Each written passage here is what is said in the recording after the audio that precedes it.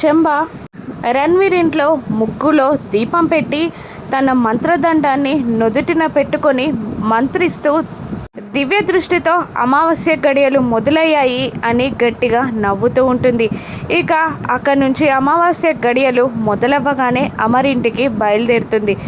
చిత్రగుప్తుల వారు వస్తున్న చెంబాని చూసి షాక్ అవుతాడు.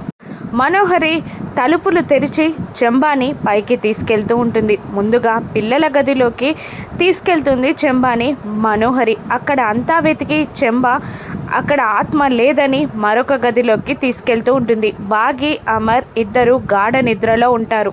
చెంబ మరొక ఖాళీగా ఉన్న గదిలోకి వెతకడానికి వెళ్తూ ఉంటుంది. ఆ ఖాళీగా ఉన్న గదిని చూసి చెంబ, ఆత్మ నువ్విక్కడే ఉన్నావు, నాకు తెలుసు, బయటికి రా అని అంటూ ఉంటుంది. మంచం వెనకాల భయంగా దాక్కొని ఉంటుంది ఆరు.